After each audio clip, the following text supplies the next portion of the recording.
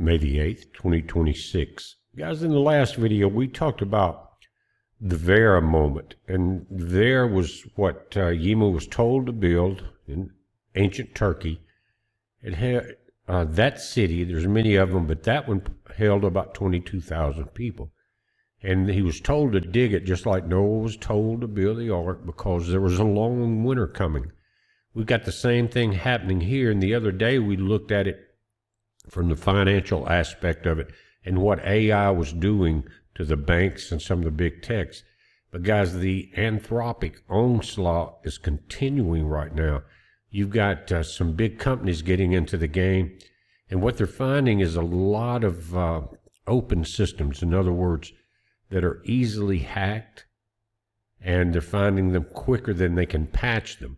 And a lot of it's being created by AI anyway. But we'll talk about that in another video. And right now, if you look at CNBC, you can see that Anthropic and Claude and some of those guys are scratching their heads. They're actually saying they're in panic over this new discovery. But what I want to do is move. We're going to stay in the Vera moment. We'll call it the Vera moment part 2. But looking away from the financial situation, which will cause the physical situation, but also Mother Nature has a hand in what's about to happen. Again, the Vera moment is explicitly implied in this video. Here's what's happening. You go back 3 days. As of May 5th, 2026, roughly 60.92% of the lower 48 states are experiencing drought conditions. A slight increase since last month. Approximately 153.3 million people in the U.S. are currently affected by these conditions.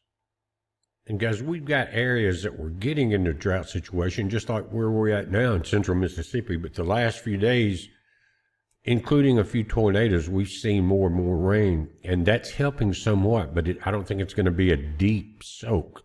But other places are in trouble, and especially the bread basket, guys.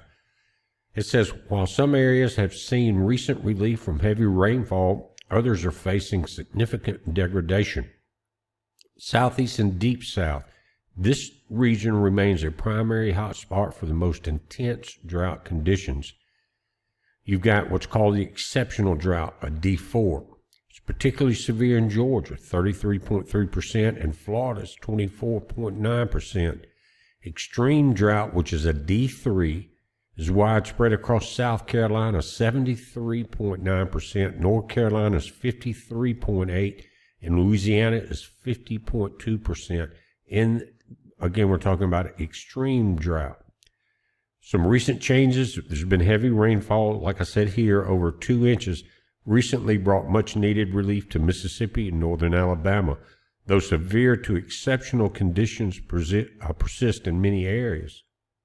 And the tornadoes are getting worse, and they seem to be getting closer to our area. We've been hit twice in the last 2 years in our yard, and just a week ago during those tornadoes, couple of limbs broke off, hit the top of the house, knocked power out to the next day. Things like that I've been noticing. And it's all got to do with increase in heat, what's happening with the tropical or intertropical convergence zone, and what's happening with the solar cycle 25 going into its peak. It says, in the high plains in the Midwest, Nebraska and Colorado are facing significant, which is extreme D3 drought and exceptional D4 drought conditions. In the Midwest, conditions have generally improved due to prior wetness, although slight degradations were recently noted in southeastern Missouri and south central Indiana. The reason is you got some rain, you had some storms, and now the dirt's trying to dry back up. That's that recent degradation. What we're getting to here in this Vera effect part 2, guys, is we are again looking at food shortages, extreme food shortages, and we're seeing shipping and things like that being blocked. We're seeing the price of gas and diesel go up.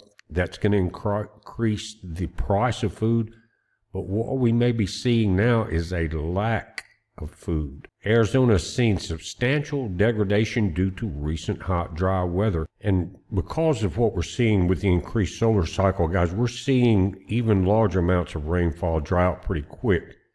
California saw a historic milestone earlier this year, being declared completely drought-free in January of 2026 for the first time in 25 years. However, as of late April, roughly 55% of the state has returned to the DO status, which is abnormally dry. That's just how quick it happens. When you got a lot of farmers and a lot of people, it really doesn't stop. And guys, the reservoirs on the Colorado River are starting to drop pretty good too. But they're talking about major impacts and forecasts that agriculture, the current dry severity coverage index called the DSC, reached a record high for late April, posing a significant threat to cattle production and hay potential for 2026. As you realize what that's going to do to the cost of food in itself and the lack of it, it's already beyond belief. Some is over $20 a pound now, things like that. And when you see this, what you'll see is the farmers starting to sell off the cattle they cannot feed. And that scarcity jumps the prices straight up. Now, coming along with the drought, guys, is wildfires. And again, we were told this time it won't be by flood, it will be by fire. It says wildfires, intense early wildfire seasons have already been reported in Georgia and Florida due to extreme dryness. I think we've seen some in Texas too. It says forecasters anticipate potential improvement in Texas and the lower Mississippi Valley through May. However, there is a risk of flash drought development in other regions over the next 2 to 4 weeks. Get ready. It says, as of the first week of May 2026, planting success is currently measured by the pace of progress relative to historical averages. While the National Crop Progress Report shows that farmers are planting faster than usual, the intensifying drought in the plains is raising serious concerns about eventual yields. Of course, if you don't get rain, you don't get a crop. It says the national planting progress for major row crops is generally ahead of the 5-year average as of May 4th. Remember, the farmers got some subsidized help from D.C. that may be part of this. Corn is 38% planted nationwide, slightly ahead of the 34 to 36 5-year average. Soybeans are 33% planted, well ahead of the 21% 5-year average. Cotton is approximately 24% planted, matching historical norms for early May. But pay attention. It says while the pace of planting is successful, the conditions of crops already in the ground vary widely by region due to moisture levels. The Corn Belt through Iowa and Illinois. Progress is strong, with Illinois reporting corn emergence at 24%, doubling the previous week's rate. High Plains, Nebraska, Colorado, Kansas. Planting is advancing, but topsoil moisture is critical. In Colorado, over 95% of topsoil is rated very short to short, creating a high risk of poor germination. Winter wheat, this crop is currently the most unsuccessful in terms of health. Only 31% is rated good to excellent condition, the lowest for the date in recent years. And guys, this is where the famine part starts to come into this Vera effect, or this Vera moment. It says the USDA estimates that a significant portion of current crop production is located in areas experiencing moderate to exceptional drought. For example, the commodity, and you got the percentage of affected by drought. Peanuts, there's a lot of that growing here in Mississippi. 100% of the areas are affected. Sorghum, 88%. Rice, 86%. Winter wheat, 70%. Corn, 25%. And again, they're just getting started in these reports. But when you're seeing 180, 86, 70%, guys, that's devastating. And again, we're seeing less imports from certain areas. Many parts of the world are either flooded or dry or in drought. And so it's going to become a kind of dog-eat-dog situation in the sense that there won't be a lot of shipping for two reasons. One, the nations are kind of hoarding because they were trying to save some from themselves, and the cost, with the price of gasoline and diesel going up again, what you can get is going to be very expensive. So are you prepared for this very moment? When you see again this figure right here, again, we're in early May. And what have we got coming, guys? A world record El Nino and heat off of the Pacific Ocean. Now, farmers have successfully used the dry window to put seeds in the ground quickly. However, the USDA World Agricultural Outlook Board notes that without significant rain in the next 2 to 4 weeks, the success of the planting phase may not translate to a successful harvest, as yield potential begins to decline for crops planted into dry soil. Of course it does. But again, I think this comes from not only funding to the farmers, but encouragement, and possibly encouragement in a bad time to plant. Use the money, plant. And so it's not looking good. You can see the percentages and you can see the conditions. Let's move forward. And I mentioned this a couple of months ago, I think, guys, but as of May 2026, forecasters are warning of rapidly developing super El Nino that is expected to emerge this summer and persist into 2027. This shift is predicted to significantly alter U.S. temperature and drought patterns by the second half of the year. That's harvest time. The transition to El Nino is expected to drive global and national temperatures to near record or historic levels. You see why I say it's coming from all sides? Financially, economically, the world wars, and now this. Again, we're moving into the peak of solar cycle 25. It says there are going to be widespread highs. Above average temperatures are predicted for most of the contiguous U.S. this summer. The most extreme heat is forecast for the Northwest, Great Basin, and Central Rockies, where temperatures could average 4 to 6 degrees above normal. Guys, that's a dramatic change, and you're already low in water. You didn't get the snow melt anticipated, and so we're stacking trouble on the trouble here with this report. Hope you realize it, but again, are you prepared to survive? In the Northeast and Mid-Atlantic, El Nino is expected to bring a late surge of high humidity and warmer nights starting in late summer. Guys, one thing when I see reports like that, even though I have a small solar system, it'll run maybe 1 or 2 window units, I feel a lot better. Because when you see this type heat coming in, you see power outages. In that tremendous heat wave, I think 3 summers ago, we were seeing these transformer stations from the electric companies catch on fire, burn, knock everybody's power out in broad daylight. Nothing, no lightning, just heat. Scientists suggest that 2026 and 2027 could become the warmest years on record. Are you listening? As El Nino releases massive amounts of stored ocean heat into the atmosphere. And guys, again, Northern Hemisphere has not been getting the hurricanes like the Southern Hemisphere and Asia has. And what happens when you have a strong El Nino, guys, coming out of the Pacific Ocean over California, the Baja, it crosses the nation into the Atlantic and pushes the storms back towards Africa. Again, predicting another season of very few impacts where we need the moisture and we need the cooling effects of the hurricanes to bring the heat down.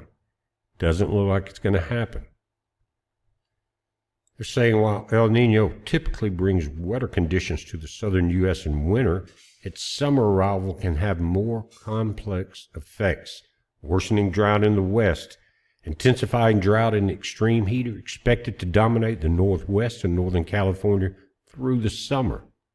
Relief for the plains, and this is good, increased rainfall is forecast to the Central Plains, Mississippi Valley, and Ohio Valley, which may help ease ongoing drought concerns for major agricultural regions like the Corn Belt.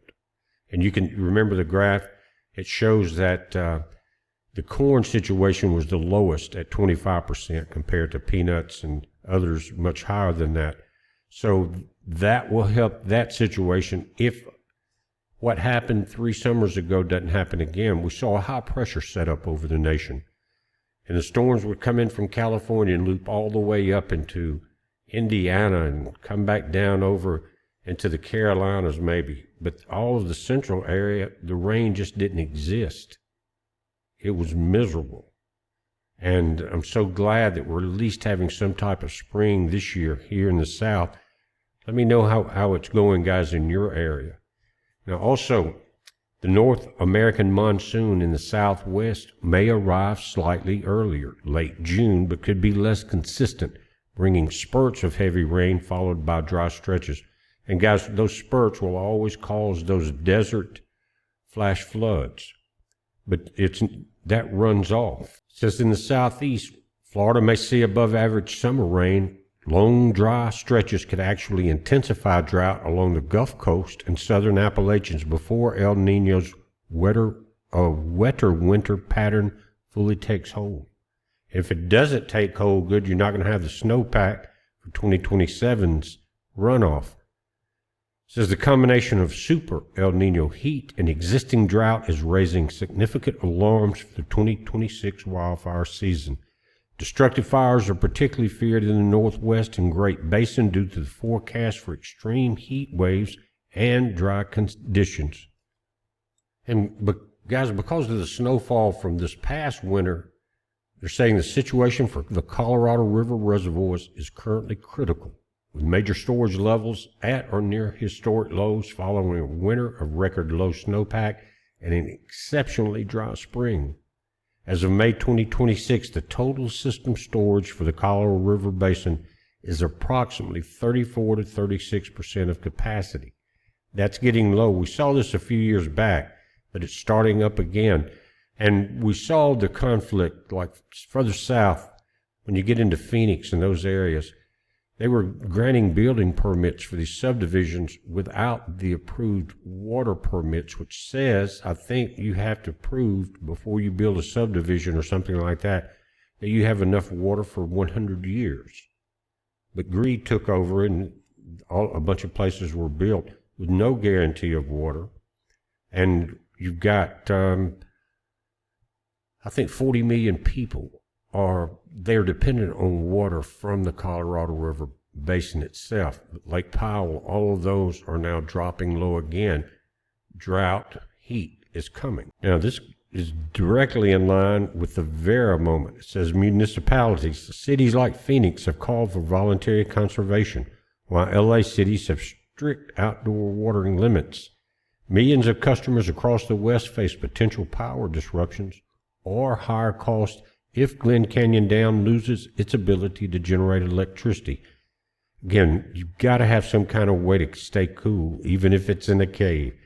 In areas like Yuma, Arizona, residents are reporting historically low river levels, causing deep concern for the future of regional farming. And let's look at the other side of things. Again, a little update on what we have been looking at. It says Anthropic's Mythos, and this is today, Friday, May 8th, set off cybersecurity hysteria.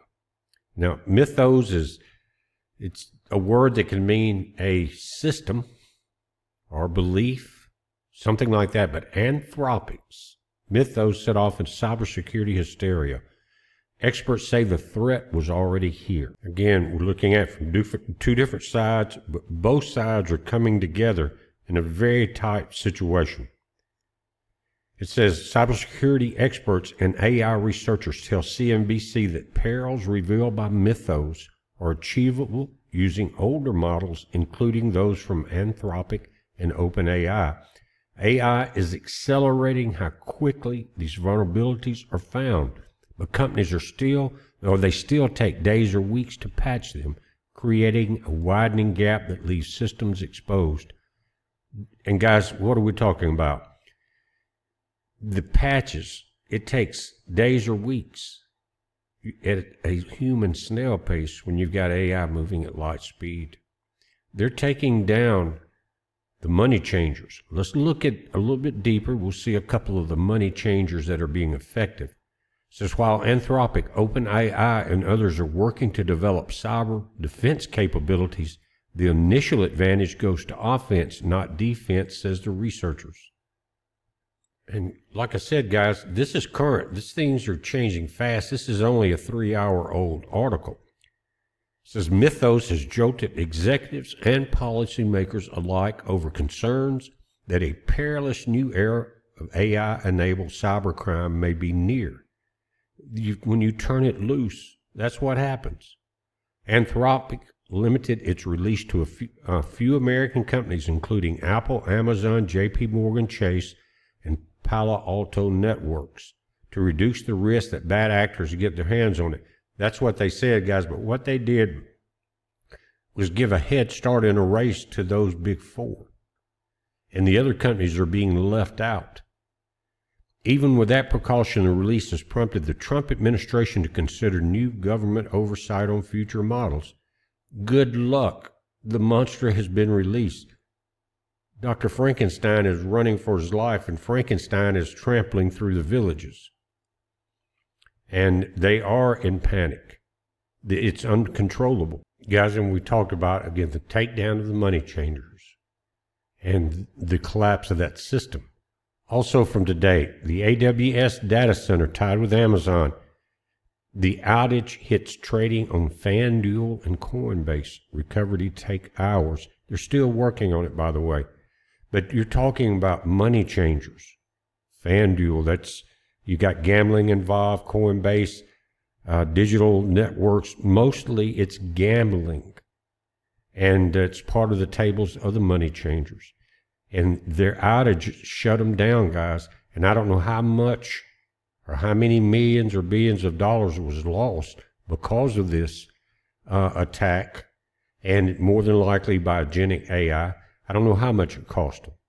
But this is part of that panic situation. Again, FanDuel and Coinbase, you're dealing in with the big money people, along with the banks and the 4 big tech giants. But AWS is part of that big tech. Again, AWS is Amazon Web Services. Reported an operational issue starting Thursday night, last night, due to a thermal issue at a Virginia facility. Now, I inquired into this thermal issue, and it can be caused by agentic agents looping. Remember, they get stuck and they start regenerating themselves, burning through the credits. In this case, I don't know how many credits or tokens were burned up, but the thermal issue, it shut down the system. It got too hot. The leading cloud provider's outage was tied to issues on popular trading platforms like FanDuel and Coinbase. Full recovery is still expected to take several hours, AWS said in an update, and they have not fully recovered. So every day that something like this happens in these upper monetary platforms is another decline, another overturning. And that's what AI is basically said is going to happen. And according to Amazon, the outage was tied to overheating at a data center in the main U.S. East 1 region hosted in Northern Virginia. It's in Northern Virginia, but guys, that is the section that controls Wall Street in the New York City area, by the way. AWS said issues were in a single availability zone in the region. We are actively working to bring additional cooling system capacity online, which will enable us to recover the remaining effective hardware in the impacted zones. AWS said in its 9:51 a.m. update today. And I don't think they've got everything back on. And what they're trying to do now, guys, and it sounds a little insane to me, but they want to build these deep water data centers now, deep in the ocean, deep enough to where the ocean's natural cold water will help cool everything, keep the building can dissipate heat into the oceans. And of course, you're going to be, which they don't mention, you're going to be emitting a hell of a lot of 5G and other information into the oceans. Do you realize what that will happen to the navigational system of marine life? They don't care, just like they didn't care about putting the windmills in the ocean. All for greed. But that greed in that situation is coming to an end. Not before we see a little more destruction. But this is about not them, but about you and I. I'm just pointing out that you better be ready, guys. This is not going away anytime soon. So we add in the fact, like I said in the beginning, we got wars and rumors of wars, but we see the AI taking down the economy like a global reset situation. And the Lord's going to come in here and back that up with a world record heat wave and drought. If that doesn't get your attention, I don't know what will, but if it puts you in the mind of the, again, what we call the Vera moment of survival, then I've done my job.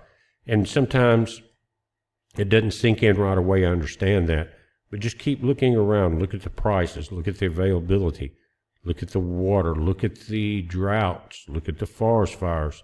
You'll see it. So regardless of where you're at, there's some type of backup plan that can be established. You know the old saying, those that plan to fail, or those that fail to plan are planning to fail. And so it's like a procrastination event.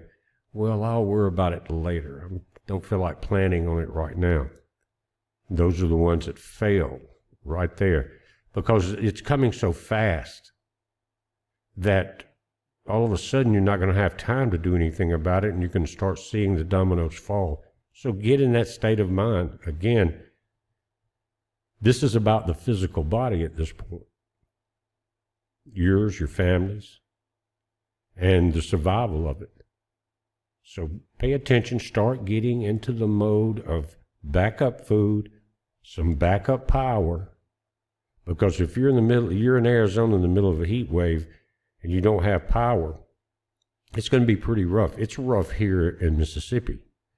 But if you could just cool down one room of your house with a very small, affordable solar system, guys, maybe $1,000, $1,500 will do it.